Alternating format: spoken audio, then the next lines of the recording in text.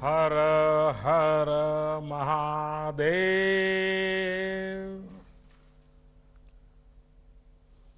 काशी के पुण्य धरती के आप सब पुण्यात्मा लोगन के प्रणाम हो। सावन महीना चल रहा है, ऐसे में बाबा के चरणों में आने का मन हर किसी को करता है। लेकिन जब बाबा की नगरी के लोगों से रूबरू होने का मौका मिला है तो ऐसा लगता है कि आज मेरे लिए एक दर्शन करने का सौभाग्य प्राप्त हुआ है। सबसे पहले तो आप सभी को भगवान भोलेनाथ के इस प्रिय महीने की बहुत बहुत शुभकामनाएं। ये भगवान भोलेनाथ के ही आशीर्वाद है कि कोरोना के इस संकट काल में भी हमारी काशी उम्मीद से भरी हुई है, उत्साह से भरी हुई है। ये सही है कि लोग बाबा विश्वनाथ धाम इन दिनों नहीं जा पा रहे और वो भी सावन में न जा पाना, तो आपकी पीड़ा मैं समझ सकता हूं। ये भी सही है कि मानस मंदिर हो, दुर्गा कुंड हो, संकट मोचन में सावन का मेला, सब कुछ स्थगित हो गया है, नहीं लग पा रहा है। लेकिन ये भी सही है कि इस अभूतपूर्व संकट के समय में और मेरी काशी, हमारी काशी ने इस अभूतपूर्व संकट का डटकर मुकाबला किया है। आज का ये कार्यक्रम भी तो इसी की एक कड़ी है। कितनी ही बड़ी आपदा क्यों न हो, किसी को काशी के लोगों की जीवटता का कोई मुकाबला नहीं कर सकता। जो शहर दुनिया को गति देता हो, उसको सामने कोरोना क्या चीज है, ये आपने दिखा दिया है। मुझे बताया गया है कि कोरोना के अब काशी की जो विशेषताएं हैं, इस कोरोना के कारण काशी में चाय की अड़ियां वो भी सुनी हो गई हैं, तो अब डिजिटल अड़ी शुरू हो गई है। अलग अलग क्षेत्र की विभूतियों ने अड़ी परंपरा को तो जीवंत किया है।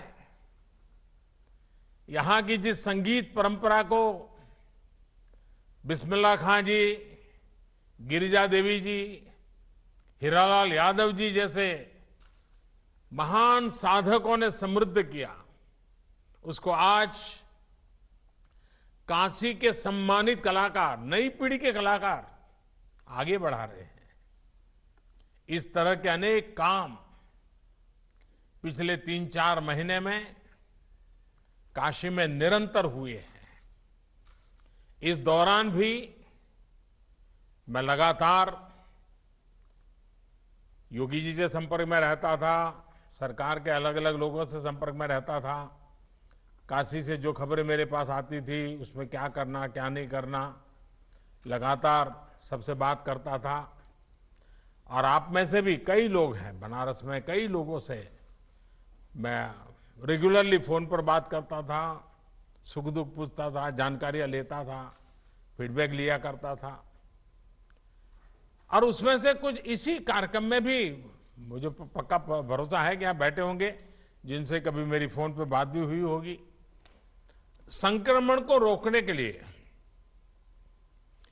कौन क्या कदम उठा रहा है, अस्पतालों की स्थिति क्या है, यहां क्या व्यवस्थाएं की जा रही है, क्वारंटीन को लेकर के क्या हो रहा है, बाहर से आए श्रमिक साथियों के लिए हम कितना प्रबंध कर पा रहे हैं, ये सारी जानकारियां मैं बिल्कुल लगातार लेता रहता था।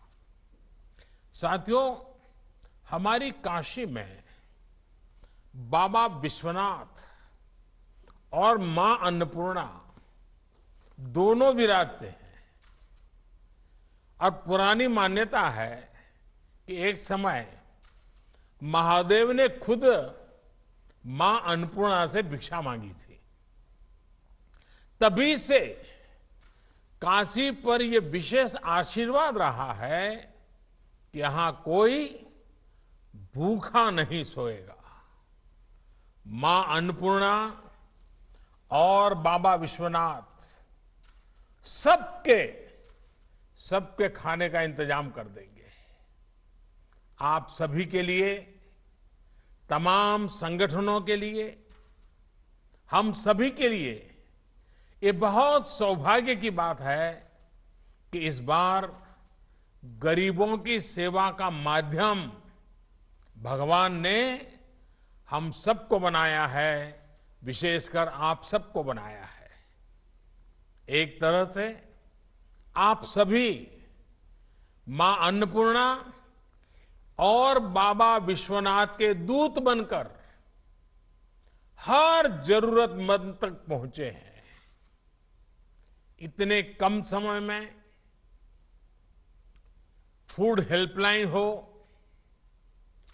कम्युनिटी किचन का व्यापक नेटवर्क तैयार करना, हेल्पलाइन विकसित करना, डेटा साइंस की आधुनिक विज्ञान टेक्नोलॉजी की मदद लेना, वाराणसी स्मार्ट सिटी के कंट्रोल एवं कमांड सेंटर का इस सेवा के काम में भरपूर इस्तेमाल करना, यानी हर स्तर पर सभी ने गरीबों की मदद के लिए पूरी क्षमता से काम किया। और मैं ये भी बता दूं, हमारे देश में कोई सेवा भाव ये नई बात नहीं है, हमारे संस्कारों में है। लेकिन इस बार का जो सेवा कार्य है वो सामान्य सेवा कार्य नहीं है। यहां सिर्फ किसी दुखी के आंखों आंसू पहुंचना, किसी गरीब के खाना देना, इतना नहीं था। इसमें एक प्रकार से कोरोना जैसी बीमारी को गले लगाना, इसका रिस्क भी था।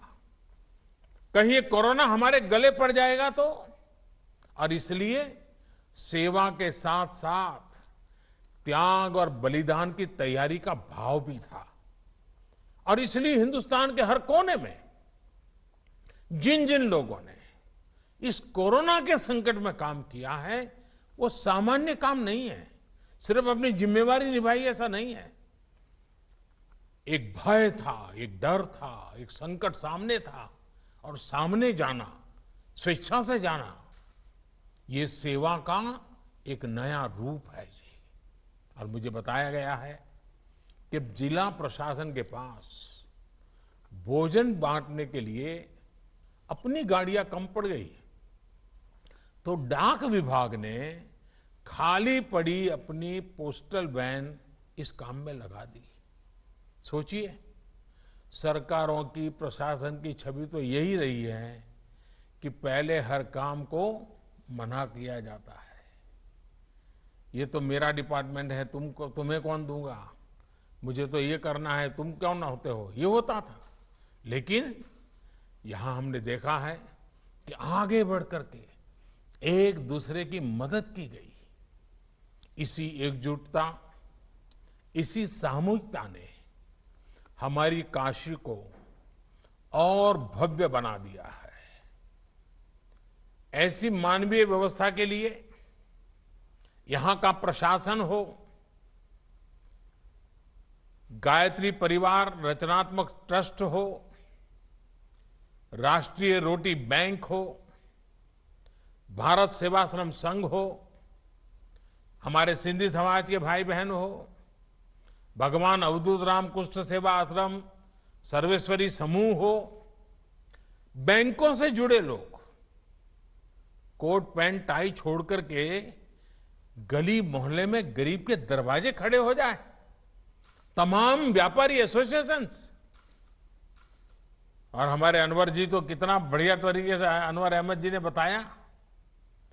ऐसे कितने अनगिनत लोग, और मैं तो अभी सिर्फ 5-7 लोगों से बात कर पाया हूं, लेकिन ऐसे हजारों लोगों ने काशी के गौरव को बढ़ाया है। सैकड़ों संस्थाओं ने अपने आप को खपा दिया है। सबसे मैं बात नहीं कर पाया हूं, लेकिन मैं हर किसी के काम को आज नमन करता हूं। इसमें जुड़े हुए हर व्यक्ति को मैं प्रणाम करता हूं। और जब मैं आज आपसे बात कर रहा हूं, तब सिर्फ जानकारी नहीं ले रहा हूं, मैं आपसे प्रेरणा ले रहा हूं अधिक काम करने के लिए। आप जैसे लोगों ने इस संकट में काम किए, इनके आशीर्वाद ले रहा हूं। और मेरी प्रार्थना है कि बाबा और मां अन्नपूर्णा आपको और सामर्थ्य दे और शक्ति दे। साथियों, कोरोना के इस संकट काल ने दुनिया के सोचने, समझने, कामकाज करने, खाने पीने, सबके तौर तरीके पूरी तरह से बदल दिए हैं। और जिस प्रकार से आपने सेवा की, और सेवा का समाज जीवन पे बड़ा प्रभाव होता है। मैं बचपन में सुना करता था कि एक सोनार, उसको छोटा मोटा अपने घर में सोनार के नाते वो अपने घर में काम करते थे, और कुछ परिवारों के लिए सोने की चीजें बनाना वगैरह अपना चलता था। लेकिन उस महाशय की एक आदत थी, वे बाजार से दातुन खरीदते थे। सुबह में, हम पहले के जमाने में आज ब्रश उपयोग करते, पहले दातुन करते थे। और वो अस्पताल में जाकर के वो जो मरीज होता था, उसके जो रिश्तेदार होते थे, उतनी संख्या गिन करके हर दिन शाम को उनको दातुन दे करके आते थे। यही काम करते थे और दिन भर अपना सोनार का काम करते थे। आप हैरान हो जाएंगे, एक सोनार के रूप में अपने काम के साथ ये दातुन लोगों को मदद करने का उन्होंने छोटा सा अपने आदत बना थी। उस पूरे इलाके में उनकी इतनी छवि थी, उनके सेवा भाव की इतनी चर्चा थी कि सोने का काम कराने के लिए लोग कहते, अरे भाई ये तो सेवा भावी है, उन्हीं के यहां सोने का काम करवाएंगे। यानी करते थे वो सेवा, लेकिन अपने आप उनकी एक विश्वसनीयता बनी थी। उनके अपने के सोने के काम को हर परिवार के वो विश्वस्त व्यक्ति बन चुके थे। यानी हमारा समाज ऐसा है, सेवा भाव को सिर्फ कुछ पाया, कुछ मिला, उतने से नहीं, उससे भी बहुत अधिक भाव से देखता है। और जो सेवा लेता है वो भी मन में ठान लेता है कि जब मौका मिलेगा वो भी किसी की मदद करेगा। ये चक्र चलता रहता है और यही तो समाज को प्रेरणा देता है। आपने सुना होगा 100 साल पहले ऐसी ही भयानक महामारी हुई थी। अब 100 साल के बाद ये हुई है। और कहते हैं कि तब भारत में इतनी जनसंख्या नहीं थी, कम लोग थे, लेकिन उस समय भी उस महामारी में दुनिया में जो सबसे ज्यादा लोग मर गए, उनमें से हमारा हिंदुस्तान भी था। करोड़ों लोग मर गए थे। और इसलिए जब इस बार महामारी आई तो सारी दुनिया भारत का नाम लेते ही उनको डर लगता था। उनको लगता था भाई 100 साल पहले भारत के कारण इतनी बड़ी बर्बादी हुई थी, भारत में इतने लोग मर गए थे, और आज भारत की इतनी आबादी है, इतनी चुनौतियां हैं। बड़े बड़े एक्सपर्ट ये कह रहे थे और भारत पर सवाल खड़ा करने लगे थे कि इस बार भी हालत बिगड़ जाएगा। लेकिन क्या स्थिति बने? आपने देखा होगा 23-24 करोड़ की आबादी वाले हमारा उत्तर प्रदेश, और उसके लिए तो लोगों को ढेर सारी कुशंकाएं भी थी कि ये कैसे बचेगा। कोई कहता था कि यूपी में गरीबी बहुत है, यहां बाहर काम करने गए श्रमिक कामगार साथी बहुत है, वो 2 गज की दूरी का पालन कैसे कर पाएंगे, वो कोरोना से नहीं तो भूख से मर जाएंगे। लेकिन आपके सहयोग ने, उत्तर प्रदेश के लोगों के परिश्रम ने, पराक्रम ने सारी आशंकाओं को ध्वस्त कर दिया। साथियों, ब्राजील जैसे बड़े देश में, जिसकी आबादी करीब 24 करोड़ है, वहां यानी उत्तर प्रदेश जितना ही बड़ा है, वहां कोरोना से 65,000 से ज्यादा लोगों की दुखद मृत्यु हुई है। 65,000। लेकिन उतनी ही आबादी वाले हमारे यूपी में करीब करीब 800 लोगों की मृत्यु कोरोना से हुई है। यानी यूपी में कोरोना से हजारों जिंदगियां, जिसकी मरने की संभावना दिखाई जाती थी, उसको बचाई गई है, बचा लिया गया है। आज स्थिति ये है कि उत्तर प्रदेश ने न सिर्फ संक्रमण की गति को काबू में किया हुआ है, बल्कि जिन्हें कोरोना हुआ है वो भी तेजी से रिकवर हो रहे, ठीक हो रहे हैं। और इसकी बहुत बड़ी वजह आप जैसे अनेक महानुभावों की जागरूकता, सेवा भाव, सक्रियता, आप जैसे सामाजिक, धार्मिक और परोपकारी संगठनों का ये जो सेवा भाव है, आपका ये जो संकल्प है, आपके संस्कार है, जिसने इस कठिन समय से कठिन दौर में समाज के हर व्यक्ति को कोरोना के खिलाफ लड़ाई लड़ने की ताकत दी है, बहुत बड़ी मदद की है। साथियों, हम तो काशीवासी हैं और कबीरदास जी ने कहा है, सेवक फल मांगे नहीं, सेव करे दिन रात। सेवा करने वाला सेवा का फल नहीं मांगता, दिन रात निस्वार्थ भाव से सेवा करता है। दूसरों की निस्वार्थ सेवा के हमारे यही संस्कार हैं जो इस मुश्किल समय में देशवासियों के काम आ रहे हैं। इसी भावना के साथ केंद्र सरकार ने भी निरंतर प्रयास किया है कि कोरोना काल के इस समय में सामान्य जन की पीड़ा को साझा किया जाए, उसको कम करने के लिए लगातार कोशिश की जाए।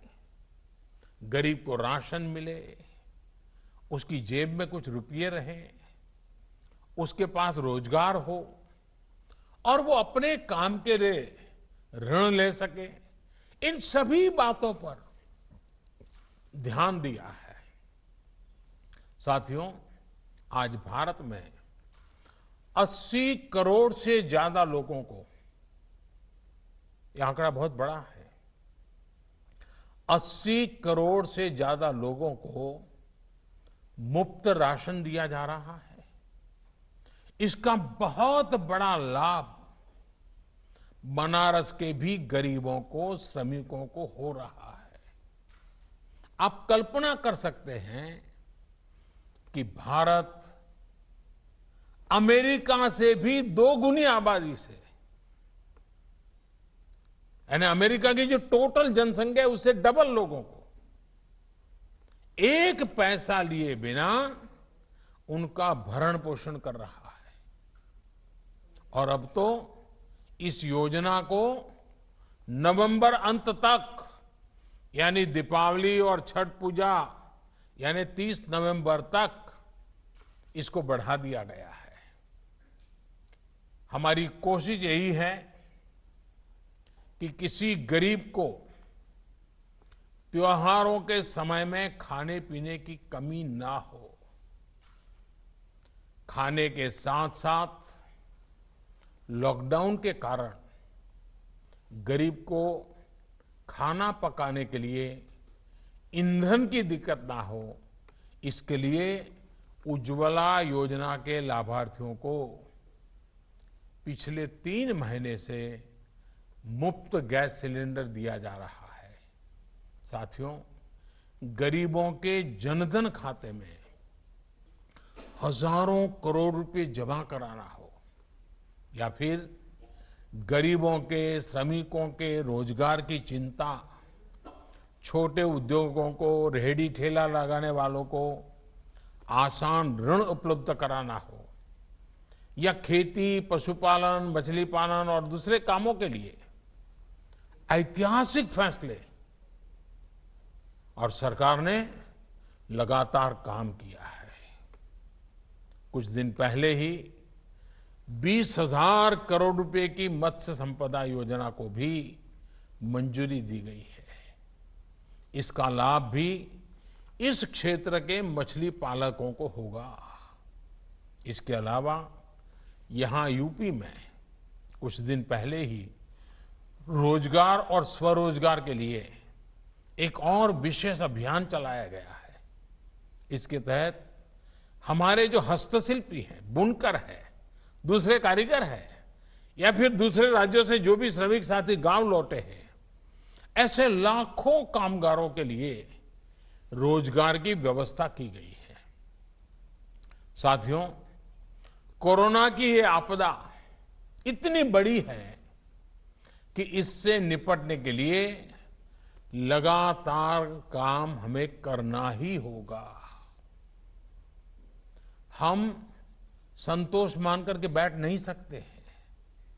हमारे बुनकर भाई बहन हो, नाव चलाने वाले हमारे साथी हो, व्यापारी, कारोबारी हो, सभी को मैं आश्वस्त करना चाहता हूं कि हमारा निरंतर प्रयास है कि सभी को कम से कम दिक्कत हो और बनारस भी आगे बढ़ता ही रहे। मैंने कुछ दिन पहले ही बनारस के विकास कार्यों को लेकर प्रशासन से, शहर के हमारे विधायकों से भी टेक्नोलॉजी के माध्यम से लंबी मुलाकात की थी, बहुत डिटेल में बातचीत की थी। एक एक चीज को मैंने टेक्नोलॉजी और ड्रोन की पद्धति से मॉनिटर किया था। इसमें सड़कों, बिजली, पानी हो, ऐसे तमाम प्रोजेक्ट के साथ साथ बाबा विश्वनाथ धाम प्रोजेक्ट की स्थिति को लेकर भी विस्तृत जानकारी मुझे दी गई थी। मैंने आवश्यक सूचनाएं भी दी थी। कुछ रुकावटें होती हैं तो उसको दूर करने के लिए जहां जहां कहना था वहां भी कहा था। इस समय काशी में ही लगभग 8,000 करोड़ रुपए के अलग अलग प्रोजेक्ट्स पर काम तेजी से चल रहा है। 8,000 करोड़ रुपयों के काम यानी अनेक लोगों को रोजी रोटी मिलती है। जब स्थितियां सामान्य होगी तो काशी में पुरानी रौनक भी उतनी ही तेजी से लौटेगी। इसके लिए हमें अभी से तैयारी भी करनी है और इसलिए ही टूरिज्म से जुड़े सभी प्रोजेक्ट्स जैसे cruise tourism, light and sound show, Dashashwamedh Ghat उसका पुनरुद्धार, गंगा आरती के लिए ऑडियो वीडियो स्क्रीन लगाने का काम, घाटों पर और भी व्यवस्था प्रबंधन का काम, ऐसे हर प्रोजेक्ट को तेजी से पूरा करने पर ध्यान दिया जा रहा है। साथियों, आने वाले समय में काशी को आत्मनिर्भर भारत अभियान का भी एक बड़ा केंद्र बनते हुए हम सभी देखना चाहते हैं और ये हम सबकी जिम्मेवारी भी है।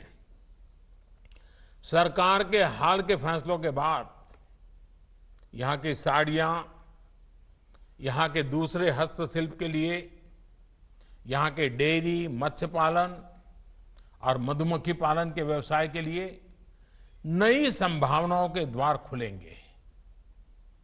बी वैक्स की बहुत अधिक डिमांड दुनिया में है। इसको पूरा करने का प्रयास हम कर सकते हैं। मैं किसानों से, युवा साथियों से भी यह आग्रह करूंगा कि इस प्रकार के व्यवसाय में बढ़ चढ़कर के भागीदारी सुनिश्चित करें। हम सभी के प्रयासों से हमारी काशी भारत के एक बड़े एक्सपोर्ट हब के रूप में विकसित हो सकती है और हमें करना चाहिए।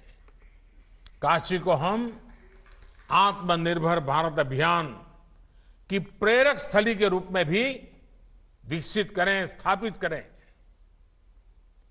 साथियों, मुझे अच्छा लगा आज आप सबके दर्शन करने का मौका मिला और काशी वासियों के सावन महीने में दर्शन होना अपने आप में सौभाग्य होता है। और आपने जिस प्रकार से सेवा भाव से काम किया है, अभी भी जिस लगन के साथ आप लोग कर रहे हैं, मैं फिर एक बार आप सबका बहुत बहुत आभार व्यक्त करता हूं। परोपकार के, सेवा भाव के अपने काम में आपने सबको प्रेरणा दी है, आगे भी प्रेरणा देते रहेंगे। लेकिन हां, एक बात हमें बार बार करनी है, हर किसी से करनी है, खुद से भी करनी है। हम सिंगल यूज प्लास्टिक से मुक्ति चाहते हैं, उसको छोड़ना नहीं है। अब रास्तों पर थूकना और उसमें भी हमारा बनारसी पान, हमने आदत बदलनी पड़ेगी। दूसरा, 2 गज की दूरी, गमछे या फेस मास्क और हाथ धुलने की आदत को न हमें छोड़ना है, न किसी को छोड़ने देना है। अब इसको हमारे संस्कार बना देना है, स्वभाव बना देना है। बाबा विश्वनाथ और गंगा मैया का आशीर्वाद हम सभी पर बना रहे, इसी कामना के साथ मैं मेरी वाणी को विराम देता हूं और फिर से एक बार आपके इस महान कार्य को प्रणाम करता हूं। बहुत बहुत धन्यवाद। हर हर।